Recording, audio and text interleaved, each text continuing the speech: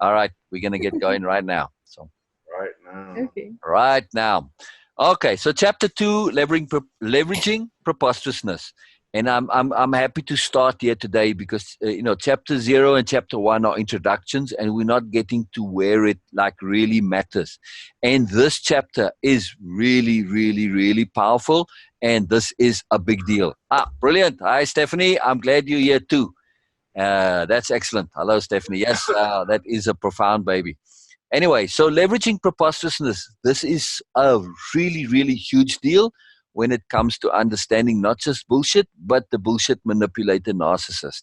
And they leverage preposterousness. So that to understand preposterousness and what it's all about, this is what this chapter is all about. And it is very, very important. All right, so let's get to reading. I did need my glasses actually for this. All right. Come on, glasses, get on. There we go. Unbelievable implications. Preposterousness and its inherent lunacy is well disguised by its very obviousness. We can become enablers when we refuse to believe someone would resort to such absurdity. We cannot comprehend, nor do we wish to deal with the sheer ridiculous and wrongness of it all. It just should not exist, yet it does.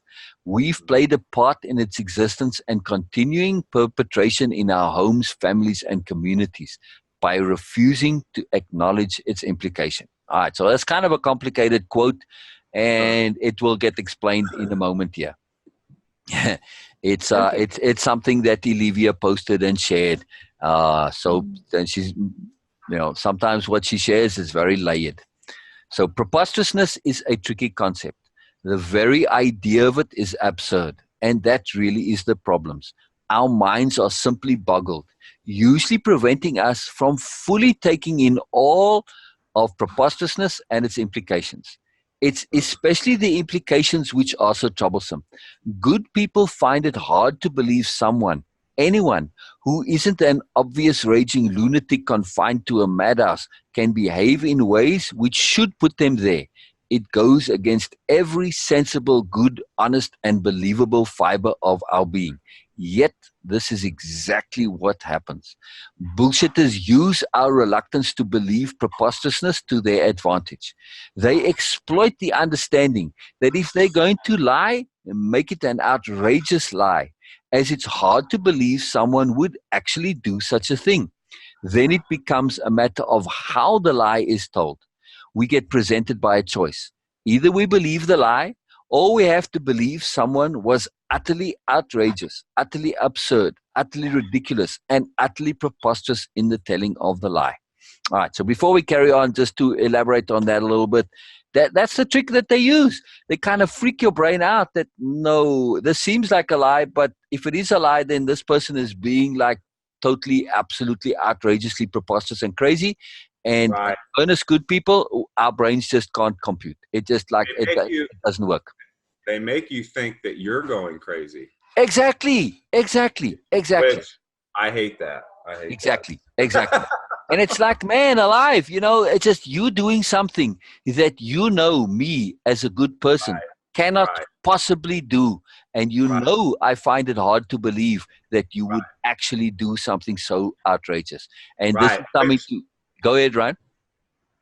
Which some people might be unaware that they do that.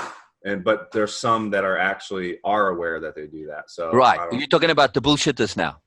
Yeah, right. Exactly. Right.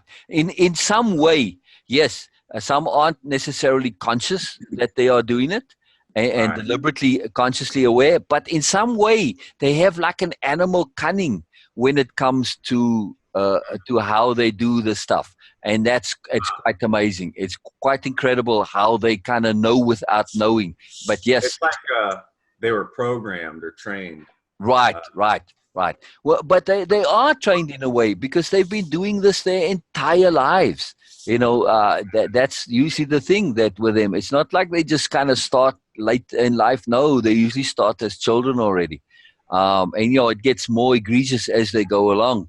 And this was part of chapter 0 and 1, was the point and purpose of this book is not to deal with the bullshitters we see on TV and we see in politics, and we've got some fabulous examples of that right now. We've got like the champion of all champions of BMNs out there, but it's to actually become aware and deal with the bullshitters in our day-to-day lives, to kind of sort that out and not allow those people through our own awareness and understanding not to be complicit in their bullshit and to kind of allow them to just be on. Because that's what happens. If we don't kind of call it and we aren't aware of it, we inadvertently are complicit. And that's the point. We want to deal with it before they become an issue. Well, like you said earlier, this system, it mutes you by default. So if we are silent and don't say anything, we consent to their actions by default. Exactly. Exactly. Right. Yeah. And we are complicit. And that I personally, I don't care to be complicit. And Elevia, when, you know, because the book started with Elevia, and it's kind of her thing, you know, I just helped along with it, but that's the thing for Elevia. Very much. She just does not in any way want to condone or be a party to or have anything to do with being complicit in condoning. And we can do that inadvertently. That's the kind of tragedy and the horror of the deal. When we become aware that, man, I don't mean to be complicit. I don't mean to condone this stuff, but I'm doing so by not objecting, by not being aware, by being unaware. And that's the point. When we get to be unaware, then that's really all that's needed. That was kind of where we left off on the last time when we read chapter 0 and 1. It's that, you know, the key is to be aware. If we're aware of somebody being a bullshitter and they see that awareness in us, they can't really bullshit you because they know that you know, and it just the whole thing falls flat. So awareness is ridiculously powerful.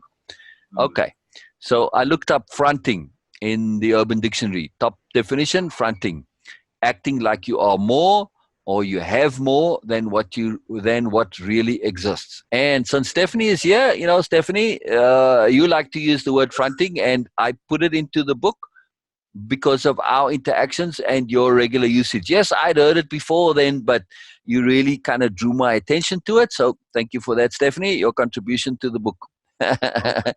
Just so you know. All right. So we're in essence being asked to believe the person who told the lie, usually a normal enough appearing person, is in actuality somebody capable of this madness.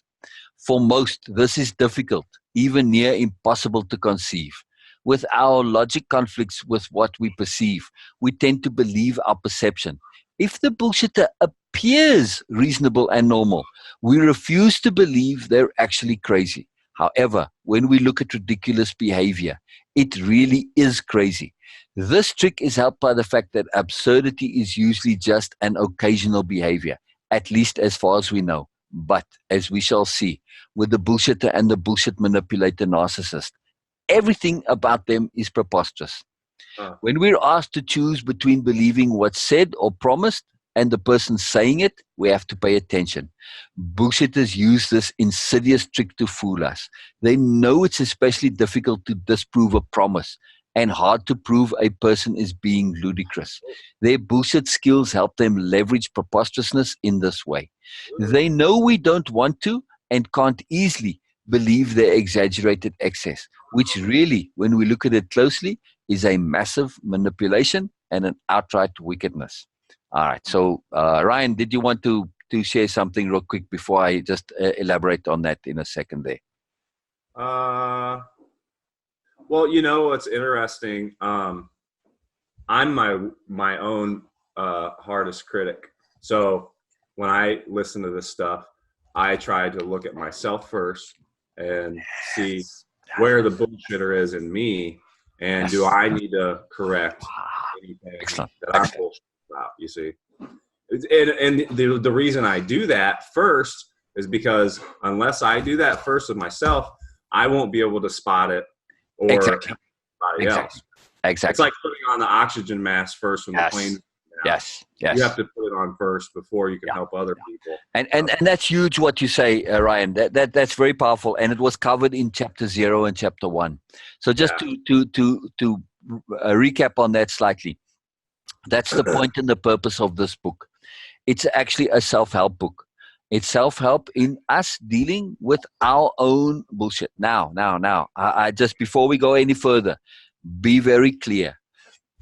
We are focusing on an excess. We are focusing on extremes of bullshit and manipulation.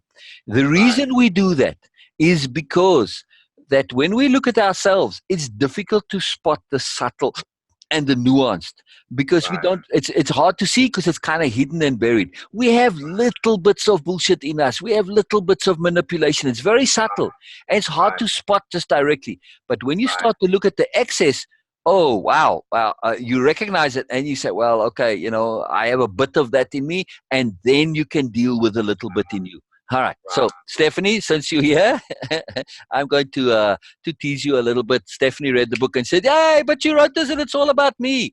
No, Stephanie, it was not all about you. And Stephanie's not the only one who said that. Pretty much every one of our friends that read the book said exactly the same thing, said, hey, but you wrote this about me. No, we did not write it about any of you specifically. Absolutely not. We didn't even have you in mind because you aren't bullshitters. So we appreciate your earnest goodness. That's just what they believe about themselves. Exactly. And that's the thing. That's the point I want to make. That's not the truth. No. Earnest, good people tend to over-exaggerate their flaws. Okay? Yeah, the truth is you're just believing the wrong thing. Right, exactly. All right, so I said about myself. Say again, Bina. This is what I said about myself when we were reading chapter 0 and chapter 1. Exactly. I love it. Right. I love it. And this is really what really makes me love earnest, good people so much. You're magical people. However, I want to just go a little sideways here, and it's something that we do in our workshops. Pretty much every time we go into the workshop, and you know, it's called perspective shifting for self-discovery. So we perspective shift and self-discovery. And one of the things we do, and it's also part of the Way of Impeccability program. So I'm going sideways because it's a very important point. It is the point of self-appreciation. All right. So if you are a earnest, good person and you see yourself as a bullshitter, right? Okay. You're saying I'm being honest about myself. And if I'm honest, I have to say that there's some bullshit in me. Okay. Now you tend to exaggerate that a little bit, but all right. Because you don't want to be, your honesty is saying that I don't want to kind of minimize it. I want to be as honest as possible. You don't want to be a phony. So you kind of say rather to err on the side of too much than too little. All right. So what you are doing is you are putting into practice a powerful, powerful self-honesty and integrity. However, I want to say to you out there, earnest good people, you're forgetting something, right? If you're going to be self-honest and really and truly be self-honest, doesn't that mean you have to be also self-honest about your good qualities? Right. You have to be.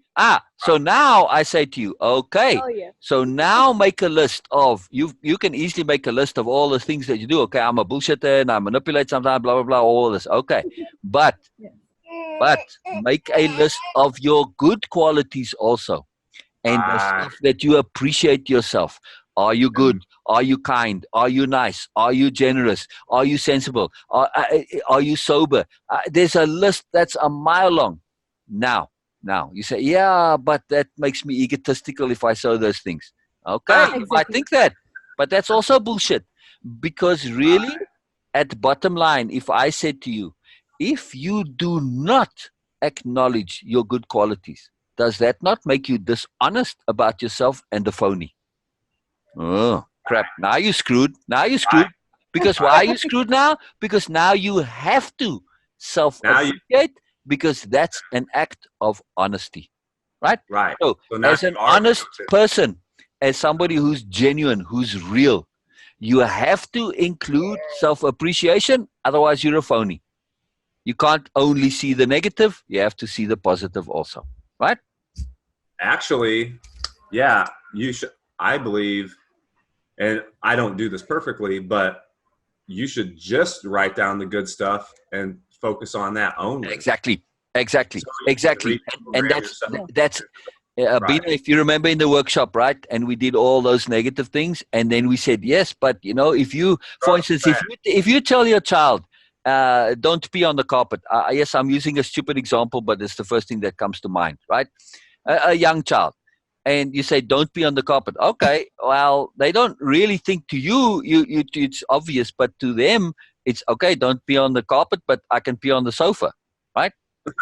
Right. Right. Okay. But if you say to the child in a positive way, say, when you need to pee, you pee in the toilet. That's the only place you pee. End of story. Now you say that positive. You said to them what to do, not what not to do. You said it in a positive, not in a negative. And if where you're supposed to pee is the toilet, well, then obviously it's not the carpet or the sofa, right? Yes. So the point of that is that the positive tends to include the negative. So in other words, take it in another way.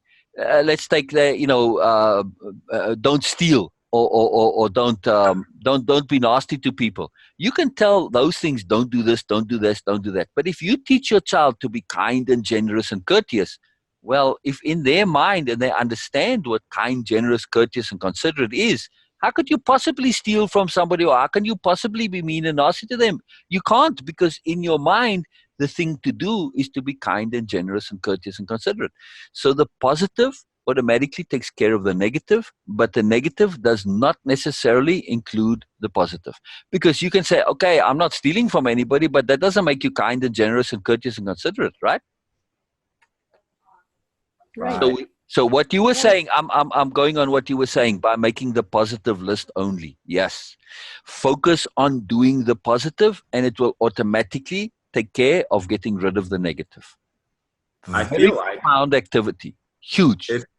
Even when you say don't do that, they're hearing do that. You're drawing attention to it. Exactly. There's emphasis on the negative activity and emphasis. Because you're pointing it out, and you're right. Yeah.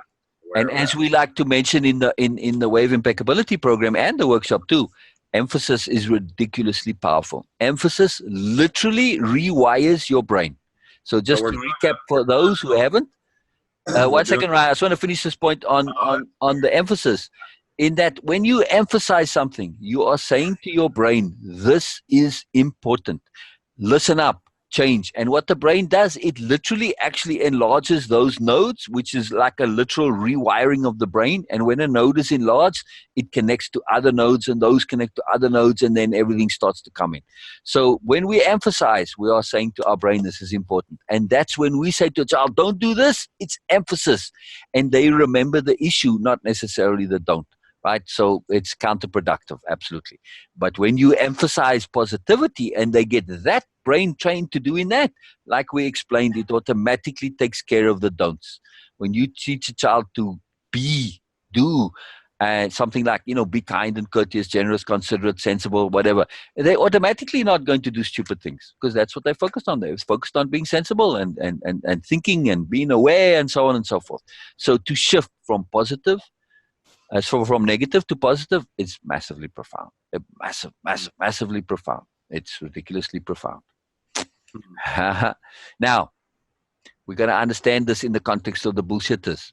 They leverage this focus on positivity, because they will do the negative stuff, really preposterous, ridiculous, negative stuff, but they will do it with a facade, and on the surface they appear to be all nice and friendly and charming and all this, but actually what they are doing is just horrible, right?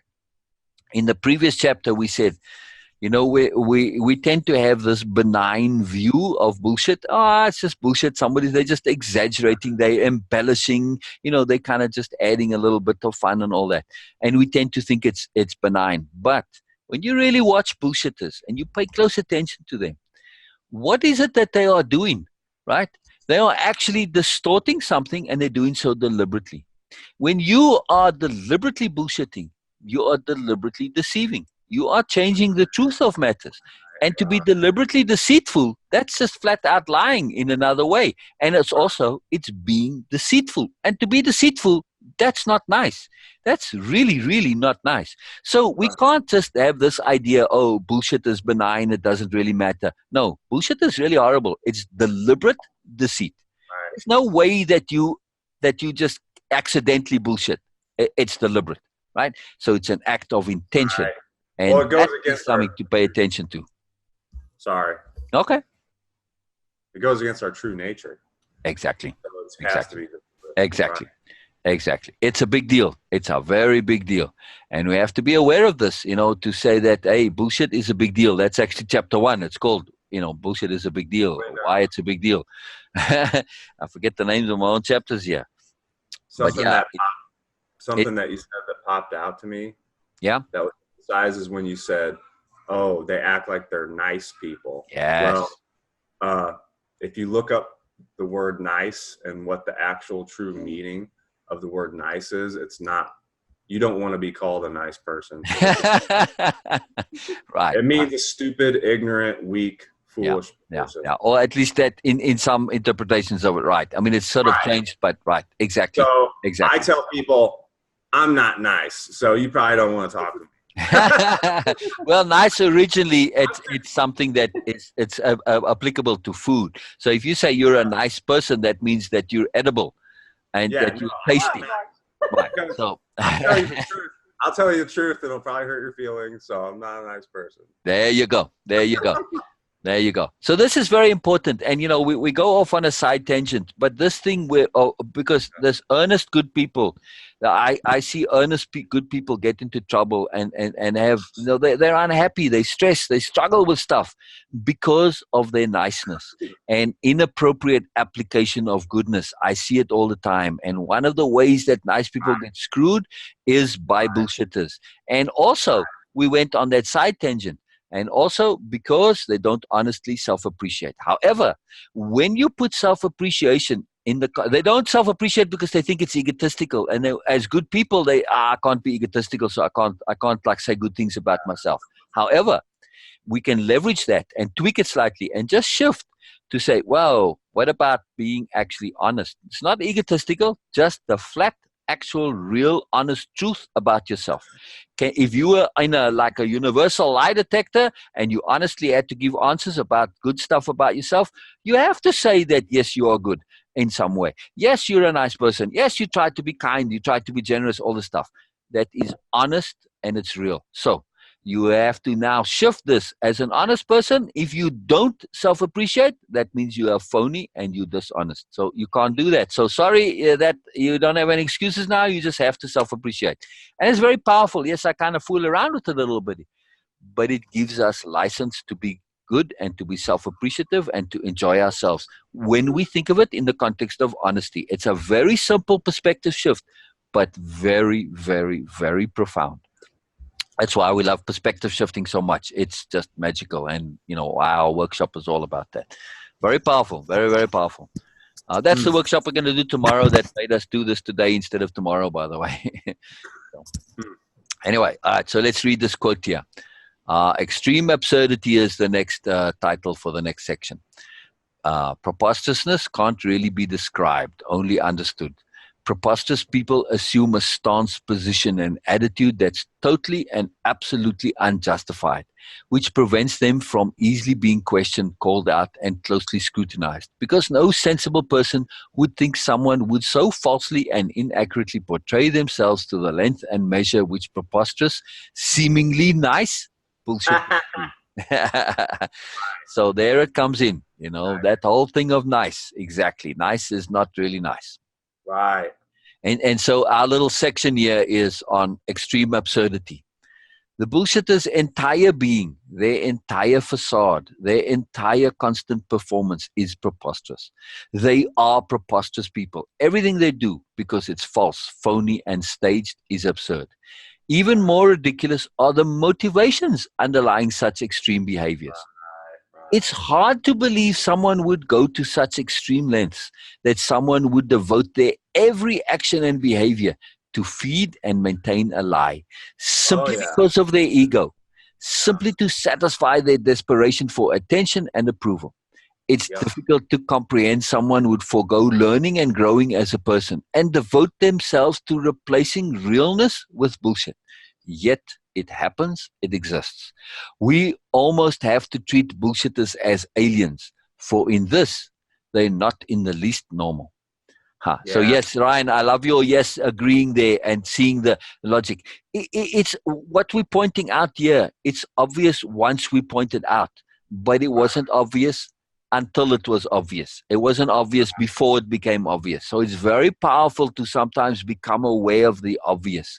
And yes, you may often say, yeah, that's obvious, but okay, it wasn't obvious to you before. It's very, very powerful. And for good people, earnest good people such as yourselves and pretty much everyone I know and those who have joined, all of you are earnest good people. It's hard for us to comprehend this absolute absurdity that people are living a lie of falseness and unreality, and they've given up learning and growing, and all they've devoted themselves is to replacing their realness with bullshit. They perpetually feed this facade. It is extreme absurdity. It's hard to comprehend. Yeah? Yeah, it is hard to comprehend. Yes. Literally, but see, I still have trouble with dealing with people who do that kind of stuff. And that's what I'm learning. I'm still learning how to be, let's not use the word nice, to be more gentle in dealing with people like that. Well, when that happens to me, because I still have issues. I got issues with anger because I'm just such a passionate guy. Like, I'll use that energy to lash out or maybe attack the person, because I'm so mad that they're doing it, Yeah. Oh, I hear you. I hear you. And Ryan. I'm learning that. I'm learning that part. Yeah. Right. No, it's very powerful what you say. Shisha, she's not here that I have seen. But I'm assuming that Shisha will watch this later. Shisha made a very powerful comment in the last time. She said, yes, she understands it, but it's in the application that she has a problem. And we are going to get to this later on in the book, Ryan. In the application of how to deal with them. There are ways to deal with it, and there are ways to shift, and so that we don't end up in that spot where you at, where it's like that. You've got a choice. You respond with anger and annoyance, which causes a whole big problem, or you just don't deal with it at all. And then you also kind of just be, and you're complicit. So it's to find the middle way, the balance. Yes, absolutely. Very powerful. And this first part of understanding the preposterousness, it leads to that because we're on a path of understanding. It's overcoming. That's let's put the thing here again. just to is it, I don't know, let me see, make it there. Yeah, looks good. Right. I like the zipper unzipping, Exactly. It's the awareness, right? To unzip awareness, to look at the thing from a fresh angle and a fresh awareness. That's the whole point of the graphic there. Yeah. But you see the title, it's overcoming and understanding. And I love it. Today's bullshit, right? Because today's bullshit is kind of a little different than before. With trolls and all of that, there's a whole different level of bullshit out there. It's become quite a bit more sophisticated. Yeah. It's funny that you did that because me and my brother joked around. This was years ago. We said, we were just joking around, but we're like, yeah, we're going to write a book. It's going to be called Quit the Bullshit. And it's only going to have three chapters. Wow. And it's only going to have 3 chapters. Oh, wow. Wow. And each chapter was only 1 page. That's fantastic. And, it's a different concept. It was like a different concept. But we're like, it could have be funny at first, but eventually it would become serious. Like, okay, quit the bullshit. Step 1, this. Yeah. Step 2, this. Step 3, this. And then the step 4 is just repeat. Step 1, 2, 3. And just like anyway. just like to have a manual to deal with BS. Right. Yeah. That's Ryan. There is a guy who wrote a famous book, and I forget the title now. And I don't know if it's just got 1 page or even nothing in it. And it's a bestseller. And it was just basically on the title, and he did something very similar to that. So yeah, I don't think it was something to do with writing. I forget exactly what, but yeah, you could probably look it up. So that's funny. Yeah. So it's a good idea, and it definitely can be done.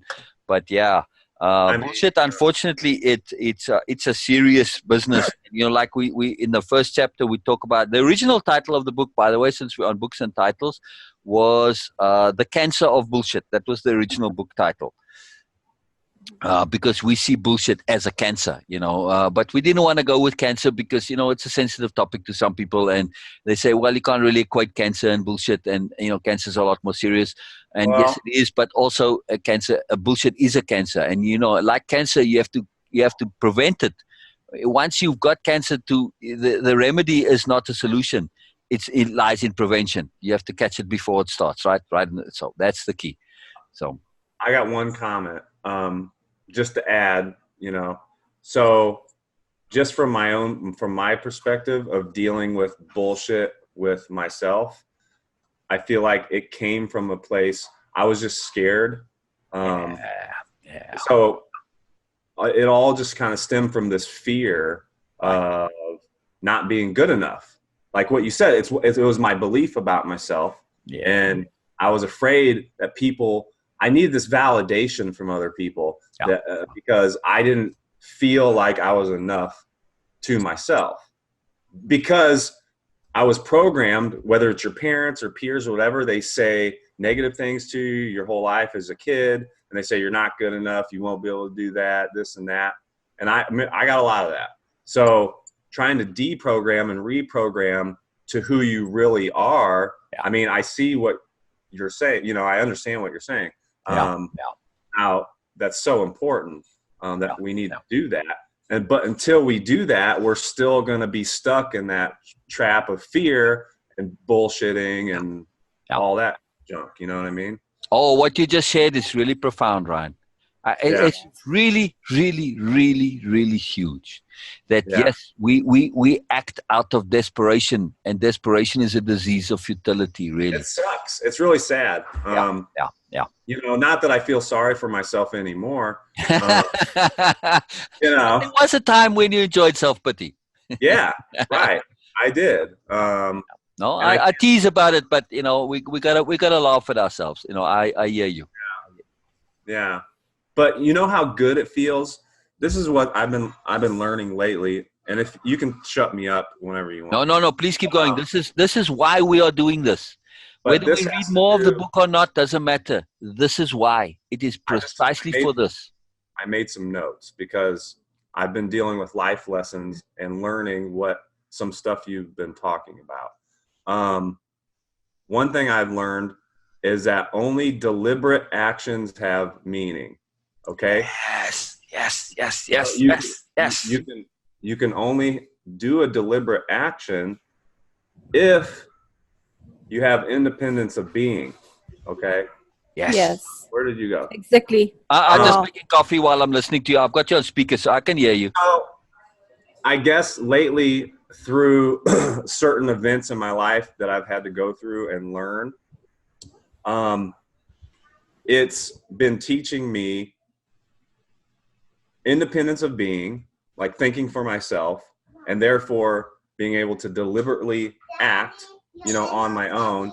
And it was all stemming from my belief of who I was and whether I believed that I actually had value.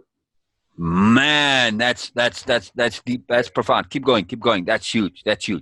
So the more that I was seeing that I am the one that holds all the value, not anybody else. It's me. Yes. I am. And it sounds crazy at first. You're like, man, it sounds like I'm being egotistical or all this stuff, but it's not true. It's not true at all. Because it's coming from a place of realness. It can't be bad or wrong. You see? Yes, Ryan. Yes. You know what I'm saying?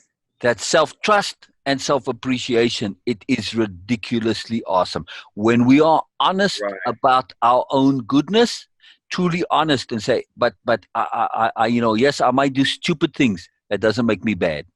Right. Exactly. But to say it or to hear somebody say it, it's interesting. Not a lot of people even say this, talk about this. Right. All you hear is negative most of the time. Yes. But when you hear it, but when you finally understand it, when you finally when it becomes obvious that you are that, yes, that's when you feel really good. Yes. That's when you feel like, man, I think I'm making a little progress, yes. So with huge. this stuff. So that's the revelation I've had recently based on stuff that you've been teaching, is I am more valuable than I even know. Yes, Ryan. Yes. And I've only just begun to I've just opened my eyes to the fact that I even had any. Wow. Huge, man. Huge. Oh, you so touched my heart, Ryan. That's just huge, man. That's huge. And it's all because of the stuff that you talked about. I didn't even realize all the stuff that we were talking about had such an impact until I actually went through physical situations, and then these words kept popping up and being emphasized, and I'm like, holy shit. I love it. That's magical, Ryan. That's super magical, man. That's just magical. Oh, yeah. It's just awesome. Yeah. Then you're the director. Like, I was pretending I was a director of a play the other day, and I was cueing these actors, and they were just doing stuff based on my cues. Yes. Cueing is a huge deal. Man. But I actually was doing it deliberately, you see. Right. It was amazing. Right. So now we come up to a very important point, and cueing does come into the book later on. I think we have a chapter on it, or at least a section. I don't want to get too ahead. No, it's all good. There's no linearity to things. It doesn't matter. The book is actually written that you can read it in any order. It doesn't matter. You can jump around as you like. Go through the content, see what catches your eye, go there. It doesn't matter. Sometimes I don't really know until and like you said, it's not obvious until it's obvious. Like, I don't know it until I say it, and I say it, and I'm like, oh, exactly. Yeah. Which is why the group is called a discussion group. Right. For that reason specifically. Yeah. More people need to join and speak up. You need to be afraid to say something. Yes. Even if it sounds.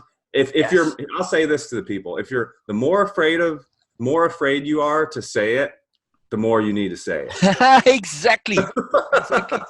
Because here's the thing: why discussion? Now we have to look at the group is called self-improvement, self-awareness, or self-awareness, self-improvement, self-discovery discussion group. All three of those, and it is through discussion that we develop self-awareness, self-improvement, and self-discovery.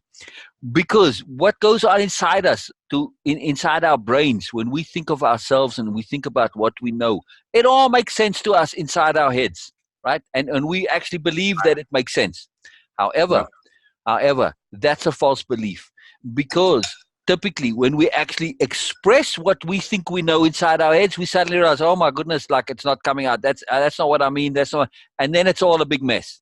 And then, but as you say it though, as you say it literally from word to word, you start updating and you start correcting and integrating and figuring out. And through that process of expressing, as you express it and you realize it's not coming out, you start to update and change and figure out and learn and grow. Because literally your words are manifesting that reality for you. Exactly. And because you're an honest, genuine, good person and not a bullshitter, to put it back into context of the book and what we're doing, because you're not a bullshitter, you make that effort to update it and upgrade it and correct it.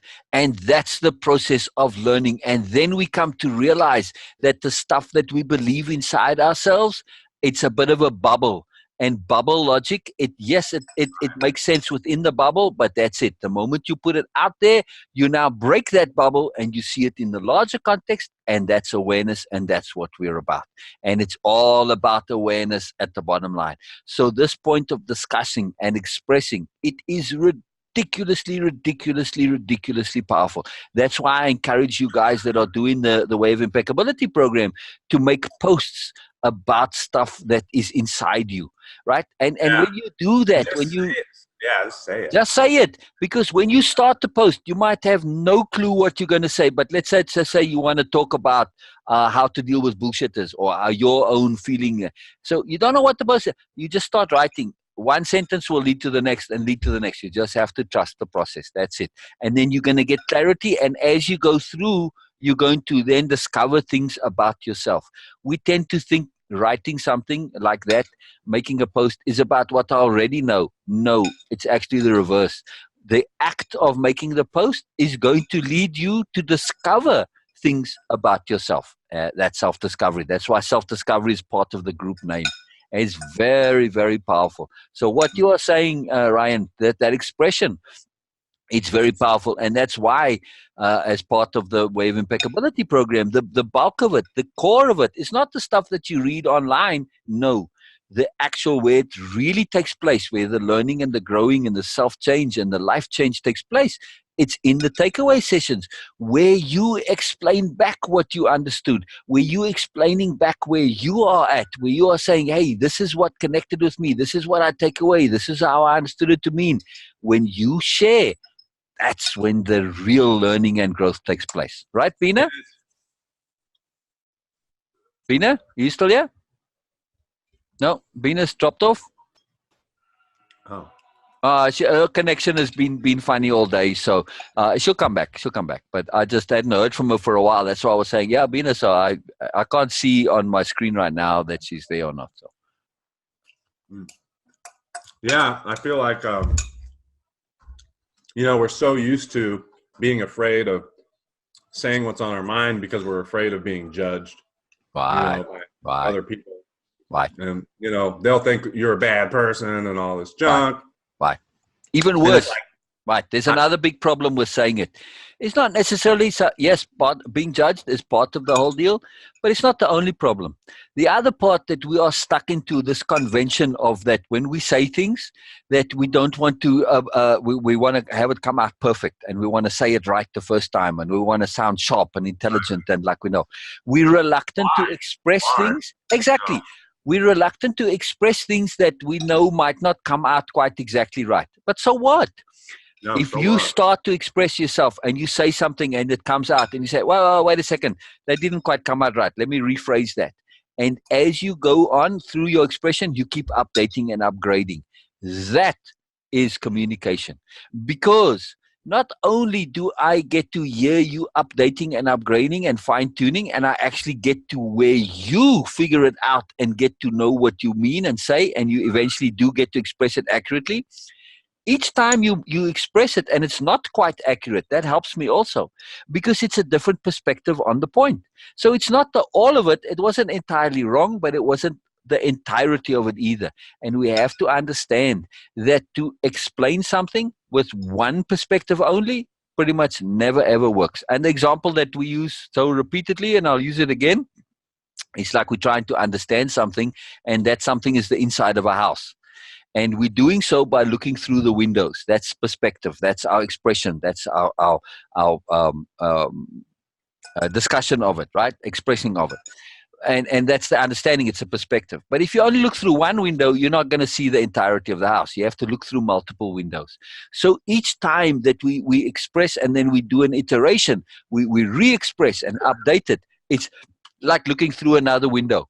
So for somebody listening to you, the fact that you started off somewhat inaccurately is actually useful, because it allows them to connect to the entirety of what you're saying, which you might know, but they don't. So the more times you upgrade and update, you're sharing more perspectives, and it allows them to get that perception of the totality of what you mean, which is always very much different to what you say. we have to understand that what we mean and what we say are seldom the same things. It takes quite a bit of doing to say what we mean. And we have to usually do that with multiple ways of saying it, right? So that's what the book reading is for as well. Because now you think, well, why am I commenting on what I've written? Surely what you've written should explain it all. Yes, it might do so, but we don't always understand things in exactly the way that somebody else understands it. So to have multiple perspectives, it's always valuable. Very, very valuable. Right. Just one more point on this analogy here. When it comes to perspectives, like to understand the inside of a house by looking through the windows, we don't have to look through each and every single window. We don't have to look through all of them. At some point, we look through enough, and then we can extrapolate and we can put it together and figure out the house, and then we've got it. So we don't actually have to look through all the windows. We just have to look through enough until it clicks and falls into place. Mm-hmm. And that's the magic of discussion.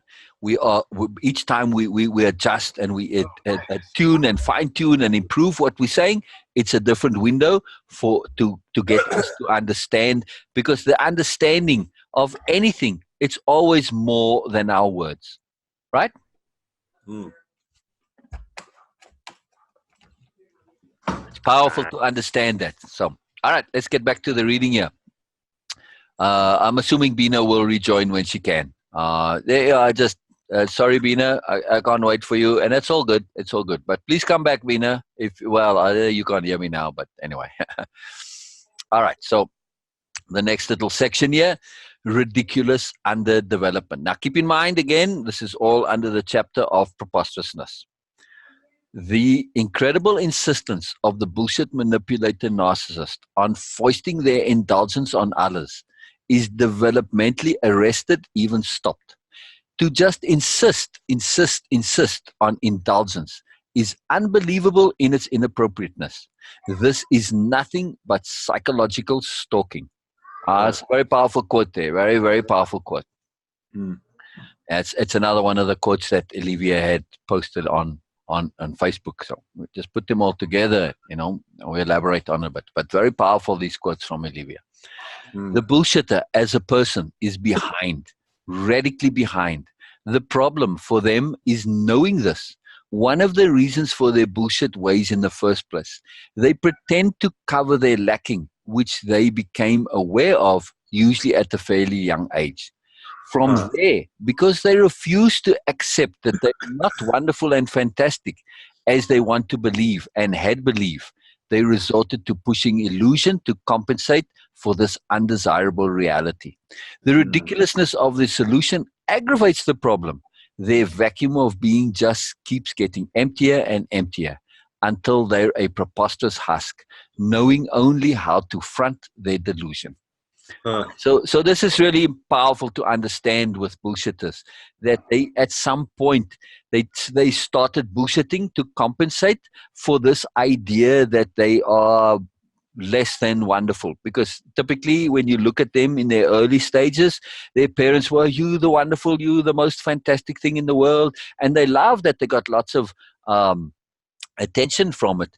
And lots of ego pleasure and all that. But then as they sort of get to that point, a little bit older, and they realize, well, I'm not quite actually as wonderful as they said I was, especially when the kid grows up. And of course, when you're a little child, yes, you get told you're wonderful, but as you grow a little older and you don't live up to that hype, you get one disappointed look from your parents of reality, and you sort of realize, well, that's all bullshit too. And then they don't want to let go of that idea, though, because they love that. It's very comfortable. They were the king of the world, as it were. And they don't want to let go of that idea. So then they start to push the bullshit to make up for it and to maintain this idea, this facade, this bullshit that they've been taught about themselves. So it's quite a sad business, really, when you look at it that way. But that's the thing, it's that they're not making peace with the reality of growing up, which is, yes, as kids we get told that we're fantastic and wonderful, but as we grow up, we sort of realize there's more to us. Yes, of course, we in reality actually are fantastic, but not quite in the way we've been learned to be, right? You're fantastic as a good person. That's it. That's where your fantasticness lies, in your goodness. That's it. That's all you need. Goodness is not a more or less thing. There's no hierarchy to goodness. You're just good, and that's enough. That's it. There's always more goodness, but whatever goodness you have is enough, because goodness is enough. And that's very important to understand. But to the bullshit mindset, because they're so connected to ego and status and hierarchy and being the best and being a winner and all this other shit, that they don't understand that, hey, goodness is enough. That's it. Now, on the flip side, earnest good people. And earnest good people are a big deal to me. They really touch my heart, because earnest good people are the ones that should be having all the fun. And I hate to use the word should, because kind of an evil word, but nonetheless, or ought to have all the fun. And just really enjoy life, because you are the thing in the world. You are what makes the world awesome. You are where it should be at. You are living, and you are good, and you are awesome, and all that. But earnest good people, they tend to not appreciate themselves, because they have this deep fear of ego. And that's the point earlier, to say, hey, yes, I understand you fear ego, but also you can't be phony. So if you don't self-appreciate, leverage yourself, leverage that fear of phoniness, right, which is ego too. You don't want to be phony, that's why you don't want to be ego. But leverage that and just shift it slightly and make that transition to saying, if I'm not honestly self-appreciating, then I'm also phony. So that now gives you the opening and the license and the ability to self-appreciate, because it's an act of honesty. And if you don't, then you are actually a phony, and you're also a bullshitter. If you're not actually honestly honest about your good qualities, aren't you also in some way a bullshitter? Right. You are, right? So this is kind of, it sort of screws people that had that idea before. And when I say screws, it's like screw in a good way, because they never had a legitimate reason and a way of thinking to say, how do I self-appreciate? It always was an awkward thing for them. But when you put it in the context of self-honesty, now it becomes something that you have to do. You don't have a choice anymore. You either self-appreciate or you're a phony. As an earnest good person, that's it. You don't have a choice anymore. So it's taken out of your hands, in other words. This decision isn't yours to self-appreciate. You simply have to. And that's it. Very simple.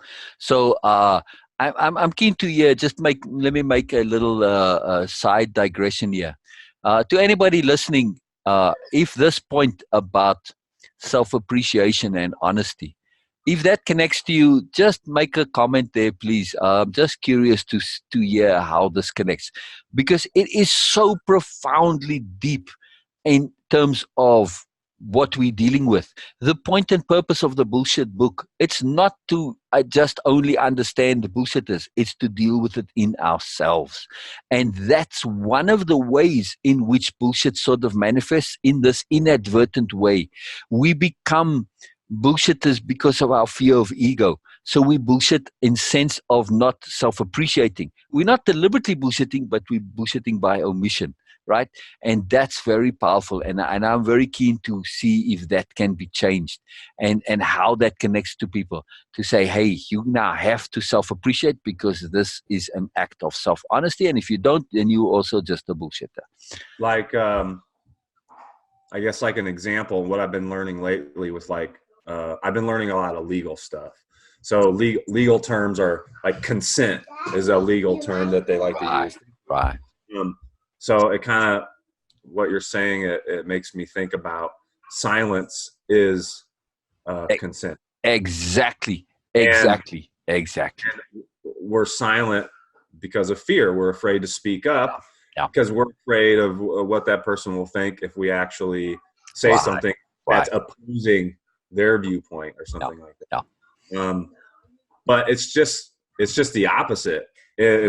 What I found out, when you actually do speak up and you say, no, I don't think that's right, or this or that. And I think it could even harm you by not saying something. Yes. Yes. Because you're reinforcing that belief by not saying. You're being inadvertently complicit. And okay, right. Exactly. Right. That's the key. And we'll come to it later in the book. There's a whole chapter on complicity and condoning and inadvertent complicity, and how we cannot do that ethically. So yes, it's very important. I'm learning that. I never used to Very, very big deal. Very big deal. But we want to focus on the preposterousness, because to really wrap our head around bullshitters, and particularly bullshit manipulator narcissists, we have to make peace with preposterousness. We have to really get our brains into that space to say preposterousness is a reality. Right. Because as good people, it just kind of freaks our brains out. We can't connect to it. No, but that can't be. Nobody's that ridiculous. It just, and that's how we think. No, they can't be. Surely not. No. Nobody's that stupid. Nobody's that crazy. Nobody's that ridiculous. But they are.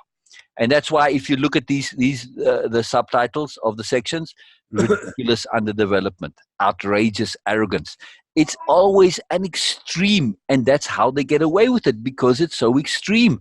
Our brains refuse to comprehend that it's possible. So let's go on a little bit and read some more. Okay, so let me get this. Trying to get it exactly in the right, but doesn't want to let me do it. All right. Outrageous arrogance. Arrogance is easy. It requires little effort, no skill, and no substance. The easiest bullshit of all. Arrogance pushes entitlement, superiority, specialness, subjugation, status, and position. Which it looks similar to the real thing. Right, sometimes. Exactly. You know, exactly. It's like a mimicry. Right. It's pushing, it's queuing, and we're going to get to queuing that you were talking about. I didn't want to get into it because it comes later on. And queuing is ridiculously important, but it needs its own focus and special. I don't want to digress too much into it. It's very important. So we'll get to it later. We want to stick on the preposterousness. Bullshitters aren't always obviously and outwardly arrogant. Internally, almost inevitably so. They tend to believe they should have more, that they actually are more, and that they deserve more. Their arrogance is monumental. It's their arrogance, that unsupported belief in their value and capability, which drives and fuels their hype of self. The bullshitter's arrogance is utterly preposterous. Arrogance itself is preposterous, a particular form of bullshit, and as such comes naturally to the bullshitter. Particularly preposterous in the bullshitter, as there's nothing at all to back it up.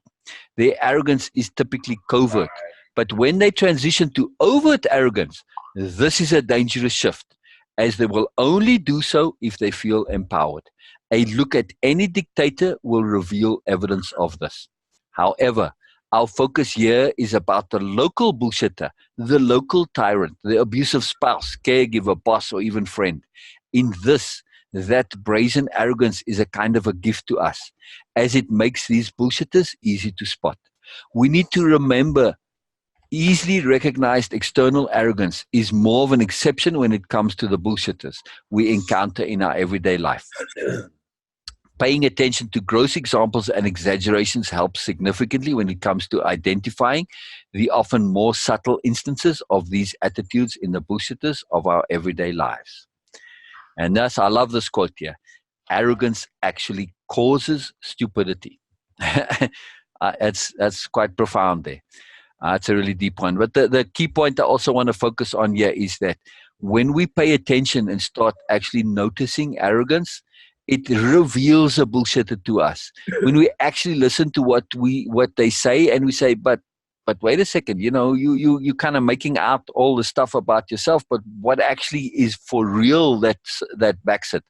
Is this actually you saying the truth, or are you just being arrogant? Now, when we realize too, and I'm thinking of a particular example on that we see on TV every day, right? That when we look at that, what they are saying, it sounds like braggadocio, and it sounds like they just hyping themselves and marketing and salesmanship and self-promotion. But when we look closer and we start to shift our perspective and say, but wait a second, this all on the surface sounds like you just pushing yourself, but actually you really believe all this shit about yourself. It's actually arrogance. Now, that changes things quite considerably. We start to see the reality. We start to see that what they are doing isn't just benign self-promotion and being a salesman of yourself, which we can sort of understand, in today's sales word. Okay, you hype yourself a bit and all that. But when you realize that it's actually they really believe that nonsense about themselves, then it becomes arrogance. And that changes the whole deal, right? That they actually really believe this crap about themselves. Or at least they are trying to convince themselves of it. They want to believe it. But still, there's a deep arrogance. And that arrogance, they feel entitled about things and that they deserve more and that they should have more and all of this stuff. And that leads them to ridiculous behavior. It's very, very powerful. Yeah? I hope you're still with us, Rose, by the way. I know you didn't join back again, but I'm hoping you're still listening. All right, so we get to the last little section of this chapter, which is vital frame of perception. Preposterousness is the defining preposterousness is the defining perspective which frames everything about bullshit and everything which follows in this book. Understanding that the bullshit, the BMN, everything they do, everything they are, and how it all connects to preposterousness is essential for coming to terms with gross fronting. Understanding bullshit needs to be preceded by perceiving the ridiculousness and absurdity of it all. The deeper we go into understanding, the more vital this frame of perception becomes. Otherwise, the mind just refuses to accept what they do as it's too crazy, and we assume there must be some other explanation. We don't know what, but it can't be what it seems because that would be too preposterous. Right.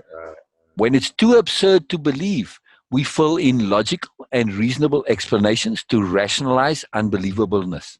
Once we understand this about ourselves, it becomes much easier to understand the bullshit and the bullshitter.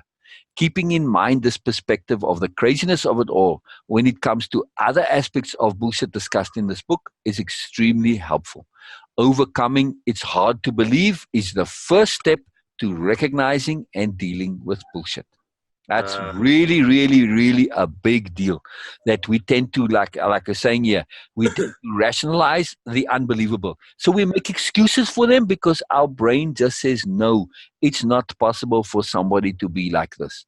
But yes, it is. And so the reason we're also reluctant to believe that is because if we accept the reality of this preposterousness, that means our world changes.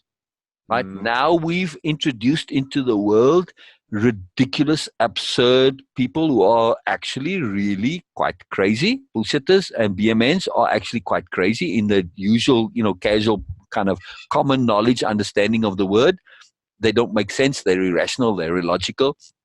They don't fit together. But this is an unpleasant truth that we don't want to acknowledge because it changes the world. We rather believe that everybody's sensible in some way. Okay, they may be a little messed up and they get a little bit lost, but underneath they are pretty much sensible like us, right? We do stupid things, but we're sensible. However, when it comes to the bullshitters, they in a whole different category. So we tend as good people to not want to acknowledge this awful truth because it changes our understanding of the world. But sorry, good people, you just have to update and say, hey, this is a reality. And with some of these people, their intent, it's not nice. Yes, some of them may just be lost in the beginning stages. But when you are bullshitting, you are deliberately being deceitful. That's not nice. There's no way you can get around that. There's no way that you just accidentally bullshit. No, it's deliberate every single time. And when you are doing that, you are being deliberately deceptive and false. Right? And when you're deliberately deceiving somebody, that's very serious. Right? Right. That's very, very serious. Maybe they, down the line, they might become ignorant of it just for the fact that the lies keep stacking on top of the lies and they're so lost in the delusion that they don't even realize they're even doing it anymore. But that's not, yes, there is a part of what you say to be true, Ryan. They do get lost and they do sort of start to believe their own lies because they want to. However, they always know that they're bullshitting. Always. Why? Because the one thing that they fear more than anything else. Oh, sorry. I was going to say, the one thing that they fear more than anything else is exposure. Huh. That's their big fear.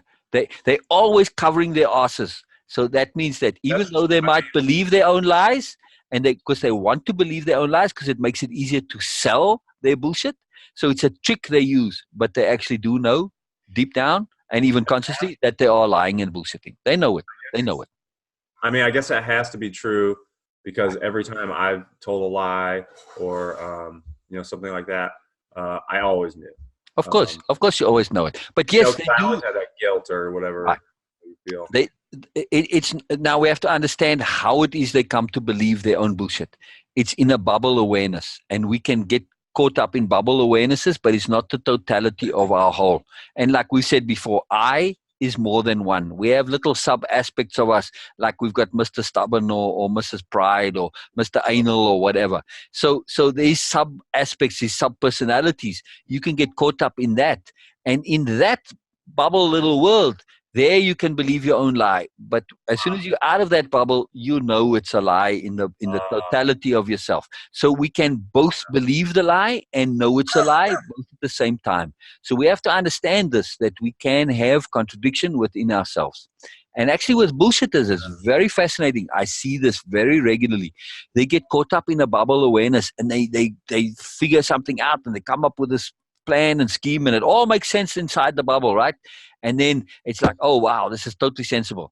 And then they come out of it and all they remember, hello, whoever that is, brilliant. I'm hoping it's Rose or Bina, come back. Anyway, so when they come out of the bubble, all they remember is that this idea of theirs made total sense. Then they get caught up in another bubble and the same thing happens. They believe something and it all makes total sense. And that new logic inside the bubble can be completely contradictory, literally directly contradictory to the other bubble awareness, the other bubble conclusion. But all they remember is it made sense to them. And because they don't like to look at things too closely, because that's going to expose them, because that's what they're avoiding. They're avoiding the awful truth about themselves, so they don't look at things too closely. They just remember when it made sense and it's beneficial.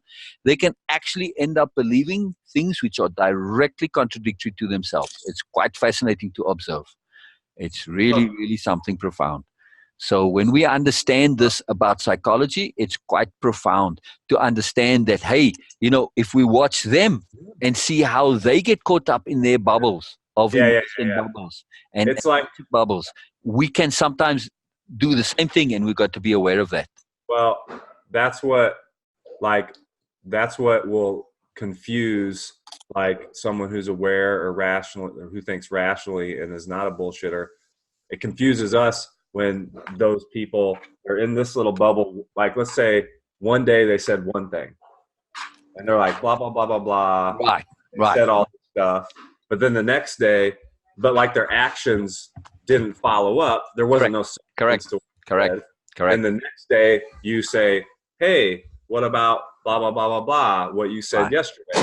And then they're like, and they pretend like they didn't even say that. They make up a totally different story. So maybe that's what you're talking about, these bubbles. Exactly. Now, sometimes they do pretend because they've become aware of it. But when you pointed it out, you made the obvious. But before that, they might literally not remember that because they got so caught up in the bubble that it's like a dream. You sort of vaguely remember, but you don't remember the details. But when you were in the dream, it all made sense. So that's bubble awareness. It's very much like that. So, so they might not exactly remember what they did precisely.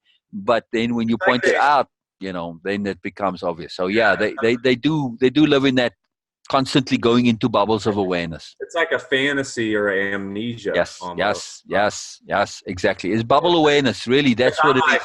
I'm always like, are we on the same planet? Exactly. And that's the thing with the bubble awareness. When you're inside the bubble, it all makes sense. But it's a limited bubble awareness, right? Exactly. It's like when you watch a movie, that's suspension of belief, right? Or suspension of disbelief. That we kind of set it aside and we allow ourselves to get caught up in the bubble. And yes, okay, we believe the monsters and all that. It makes sense within that context. But they do this in reality. They get caught up in similar bubbles of suspension of belief. And it's very devastating. It's quite a big deal. And if we understand this with them, that they willingly want to allow themselves to believe bubble logic. Why? Because the entirety of their being is predicated on the avoidance of the awful truth. And the awful truth is that at some point when they were, oh, hello, Donna, brilliant, awesome. At some point, they were, when they were little kids and babies, they were told, you're wonderful, you're fantastic, you're the best thing ever. And then as they grew up, they realized that they aren't, and they never made peace with that, and they want to cling to that, all that attention and wonderfulness that they got. In other words, their ego doesn't want to let go and just be real and find different ways of enjoying and appreciating itself, right? So that's what the deal is. So they know that they got tremendous value from being inside a bubble, and they keep trying to go back to that bubble. They just don't want to grow up and learn and update and be real. So all of what they do, it's trying to go back to that bubble. It's quite amazing. Quite amazing. Now, I know that can be changed, programmed, because I used to be that way, like really bad. Like I didn't even know that I was doing it. I would just do it. Right. Oh, it touches my heart to hear the honest sharing, Ryan. Thank you, man. It's awesome. It's awesome. Well, you're just saying what's true about all of us. Absolutely. Well, I hear you. I believe in the power of the spoken. I believe in the power of the testimony of. Yes. So when I speak of how I changed from being one thing to being a totally different thing, it's anyone can do it. And anyone can. Right. Ryan, sorry to interrupt you, but I want to touch on what you are doing from the overall abstract point of view, from a deeper understanding point of view. What you are doing is something ridiculously profound. And it's, again, why I so strongly recommend making the posts. Because you've heard me say, don't make the posts to the group or to somebody else. Write the posts to the universe, or to God, or to Allah, or to Krishna, or to whatever is significant to you. But make those posts to the universe, because what happens when you do this, and not just a post, but when you're expressing something, particularly if you're expressing it in public, as an honest, good, decent person with integrity. Hey, Pierce, how you doing, man? How you doing? Ah, it's awesome. So as an honest, good person with integrity, when you say something in public, right, you honestly, with integrity, you are saying something that you believe to be real at the time, and something that you are prepared to stand behind, right? Now, it might not, later on it might change, we update and outgrow, but at the time, you meant it. Now, now, that's what happens when you are sharing, when you're giving testimony about your change. What are you doing? You are saying, I am now a different person. To say that only to yourself doesn't quite have the power. But when you say it in public, that has power of your own honesty, because you now have to make sure that you are actually that change, because otherwise you're going to be bullshitting, right? You know, it's funny. You see what I'm saying, Ryan? That you're leveraging your honesty. I know what you're saying. Lock it in to be real. When I'm learning all this legal stuff outside of this, and how to do legal procedures, and one of the things, there's a process and an order. There's rules that you have to follow. Right. And it's all about being honest, which is interesting. Yes. And you win if you're the person who's honest. Yes. You have to go file paperwork. Yes. And have it recorded. Yes. Publicly. Yes. And that's part of the process, where you have to make a statement, and you have to have it recorded publicly so everybody can be able to read it. Yes. Yes. You see what I'm saying? Oh, it's the same logic. Exactly. And why does that work? Because it's about realness and truth. And if you're the one telling the truth in your statement, exactly. You win. Exactly. You win. That's it. Right. So the point is, you're exposing what is really the truth. And when you make public declarations, now, here's the key. When you make a post, it doesn't matter if anybody reads that post or not. It's irrelevant. The fact that they could read it, that's all that's required. That leverages our honesty. The fact that, hey, I'm putting something out there, and that's why I say make the post to the universe. How do you lie to the universe? You can't, or to God, or to Allah, or to Krishna, or whatever you believe in. You cannot. So when you make that post to the universe, you are now saying, hey, universe, this is what I am. This is who I am. And because I've now said it to you, and I've said it in public, this commits me to it, my integrity. If I just say to myself, I'm free to change and chop and change and say, you know what, okay, whatever. But when I put it out there, now it becomes real. And now it leverages me to actually be more real and to actually implement it and to continue it and to be that. Now, of course, we can change and update as we go along, and that's always the process. But until we do a further upgrade, this is now, we've committed to being this. And that is a fantastically profound self-leveraging mechanism. It is huge. That's why I so strongly encourage posting where you at and sharing where Check this you're out. at. Okay, this is what just popped in my head. The answer is always yes. Yes. There we go. That's what I love that. I love that. No matter what you say. Yes. Right? Exactly. The answer is always Affirmation. It's confirmation. So what you're putting out. notes right here. You see his notes? Yeah. I like taking notes now. Yes. Hey, Donna. Well, I'm keen to hear any comments from you, Donna. Donna always has most insightful things to say, so I'm very keen to hear. If you're still with us, Donna, I can't see if people leave or not. I can't see the fullness because I'm sharing. That popped in my head when you were saying, when we say these things, that we are this and this and that, it's confirming that we are, because we're like saying it to God or whatever, or our real self. And then our real self is saying, yes. Exactly. You see what I'm saying? That's why I said the answer is always yes. Even if we said we're a bad person, I'm not good, they'll say yes. Because when you say something out loud, when you post something, when you're saying something to the universe or to your real self, you can't say bullshit. It's not possible. So the only possible answer, it's always truth. Exactly. So the only possible answer you can get back is yes. Is yes. Right. But that's because you're an honest, good person and you are genuine. Right. Now, I don't know, for bullshitters, maybe they could bullshit the universe, or they can at least try. But you know what? I see this with bullshitters, and I've really observed them, and I've had a long history. I grew up so anyway, but and I really paid attention to them. No matter how much they try, they never ever can actually really bullshit either the universe or their deep self or their true self. At some point, they always know it, so they can't do what we're saying for real because they know it to be so.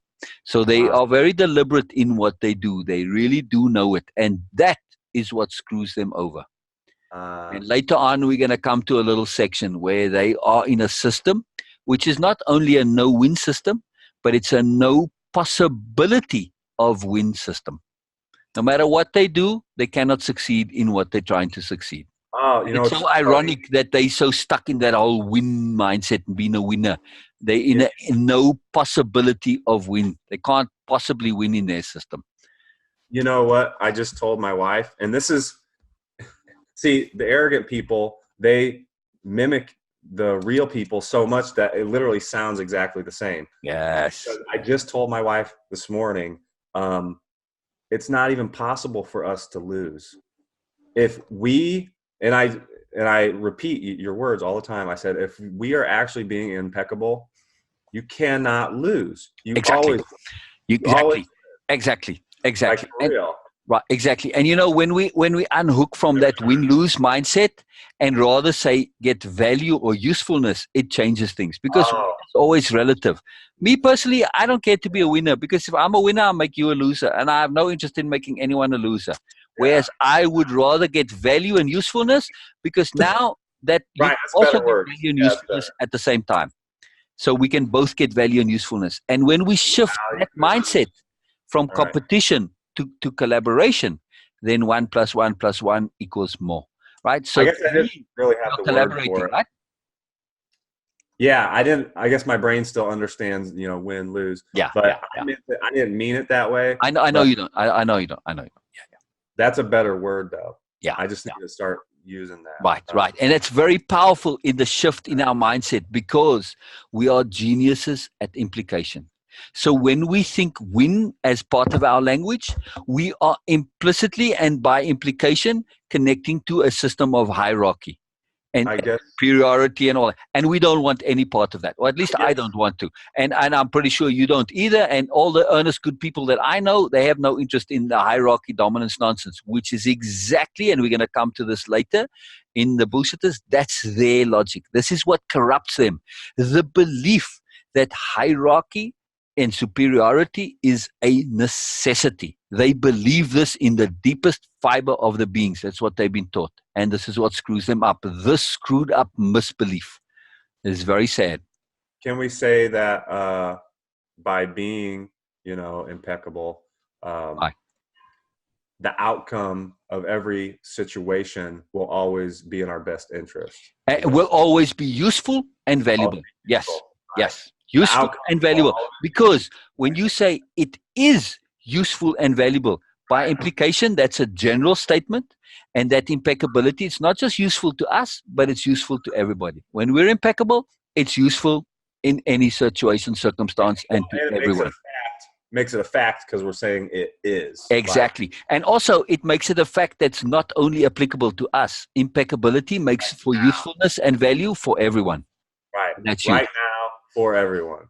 Exactly. So when we say it is useful and valuable, we are making it into fact. Now, impeccability is exactly that, because it's the ultimate best use of energy. So we are doing what is right according to our conscience. Not right according to anybody else, not right to some standard of society. No, right according to what we believe is right. And when we do that, it doesn't matter how much it works out. We are doing the best that we can in the situation. Yes, it might end up to be a screw up, but however, when we've done so impeccably, we always come to the understanding that even our impeccably made mistakes turn out into something valuable and useful. Just the way it works, it's just magical. So the universe, the way it's set up, to just go sideways a little bit here, the way the universe is set up is that it rewards impeccability. It will make things work out for you because you were being impeccable. Whether you had enough awareness to know in the bigger context what you were doing, okay, you were impeccable within your bubble as far as you know at the moment, doesn't matter. The universe will find some way to make it work out for you. It's quite magical. So it's not directly obvious and logical, but it exists. And this is something you sort of have to suspend belief a little bit on and go and test for yourself. And then say, hey, belief not required, just go and test it. And prove it to yourself and see how it works. So don't take my word for it. Don't take Ryan's word for it. Go and test it. So Rachel, hello to see you. We've been going for like an hour and 45 minutes already. So, but doesn't matter. You can join anywhere, and it will be on as a recording later on. I know last week's one has taken a long time to get recorded, just the way that the editing and recording took, but this will be up when we're done. Then you can watch from the start. So no problem. Good to see you, Rachel. Good to see you. I'm hoping someone else is still there. I haven't seen many comments, and okay, maybe you guys are just listening, but and Ryan is making such fantastic comments and feedback. It's excellent. And I'm also keen to hear from, Bina usually also provides very wonderful insight, and same with Donna. So Donna, before we go a bit further here, I'm keen to hear your thoughts on, since you've joined, I don't know how long you've been listening or not, but just on this whole subject. I haven't been on too long, probably about 10 minutes. I think the most profound feeling that I've received from what's been said so far is when Ryan said the answer is always yes. Yes. It seems so simple, and yet it is so incredibly deep. What more needs to be said? It just really has so many implications. Yes. It was awesome. Right. And to put context again, because it's a profound point, and I love to repeat profound points, because they can come and go very fast. So we kind of want to lock them in by emphasizing and repeating and coming at them from those different angles and perspectives.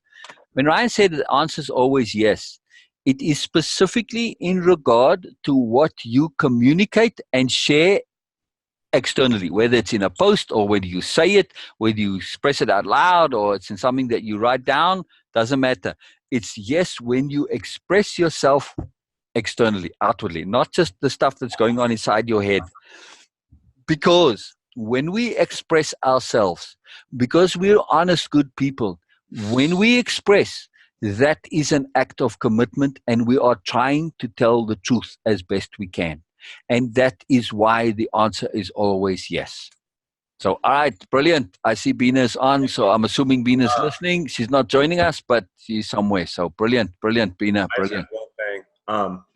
My brother-in-law is flying in from Boston, and he'll be here in like 15 minutes. So just so you're, brilliant. So you're aware. Exciting. All right, cool. Yeah. So that's perfect. So what we'll do is we'll kind of wrap up the book reading, and then we can just go into a takeaway session and continue. So that's very exciting. You know, a takeaway session from the Way of Impeccability program. So yeah. And again, too, you know, if somebody wants to join in on Zoom, you're more than welcome. The link is there. These sessions aren't. We enjoy external perspectives because we always learn through sharing, as we said before. So it's very powerful. But you know, at the same token, you know, we just we don't want to keep the live going on too long. So we finished chapter 2. I just want to read this last quote real quick here. If we find ourselves defending the outrageous, making excuses for them, and looking at it from the other side, we need to take care. It's then we're in danger of not believing what's too unpleasant to believe. That's a very powerful quote, because earnest, good people, they tend to do this. They tend to kind of look at things that people are doing from the other side and from an understanding and from a compassion point of view, and then we end up making excuses for them and justifying it according to our logic and sensibility. But we have to understand that it's not necessarily theirs, and we aren't preposterous, and because we struggle to understand preposterousness, we don't make allowance for that preposterousness, and we end up excusing all the crap. Oh, no, they're just kind of caught up in something, and they're just trying to be good or whatever. No, they're not. They're deliberately being deceitful, and they know that they are leveraging preposterousness, and they know they're being outrageous and absurd, and they have an agenda of superiority and dominance. And it's not cool. So we have to understand that, yes, we can make excuses for them, but that's dangerous. And that can really, really get us into trouble.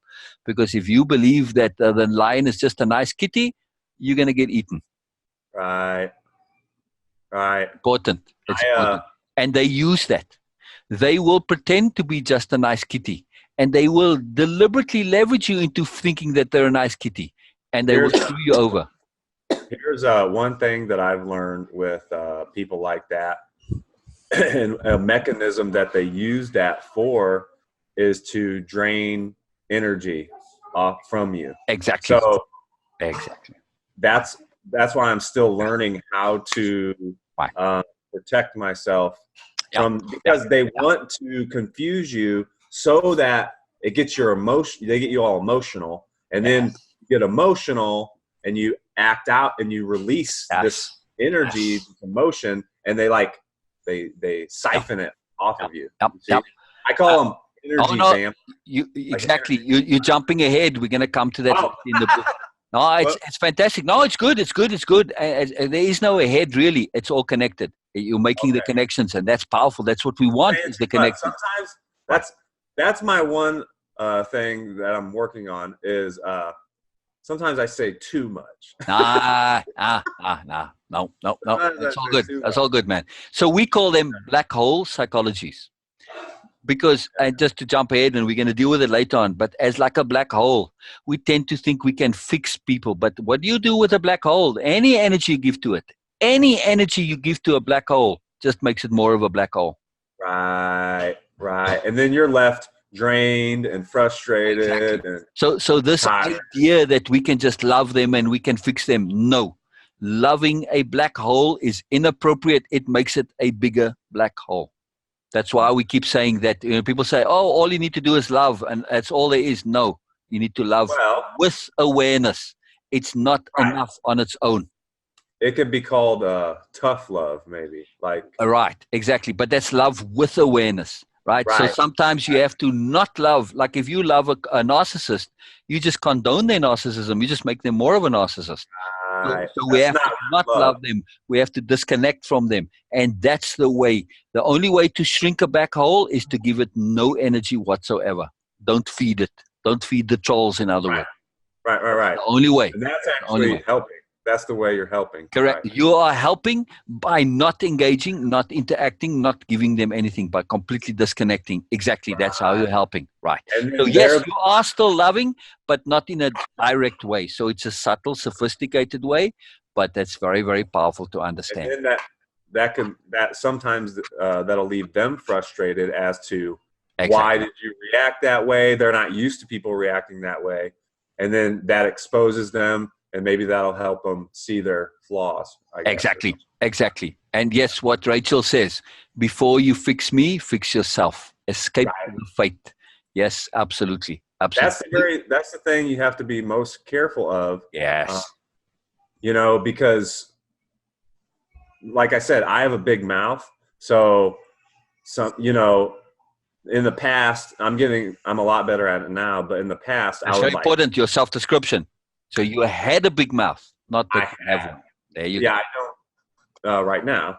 I no longer have a big mouth.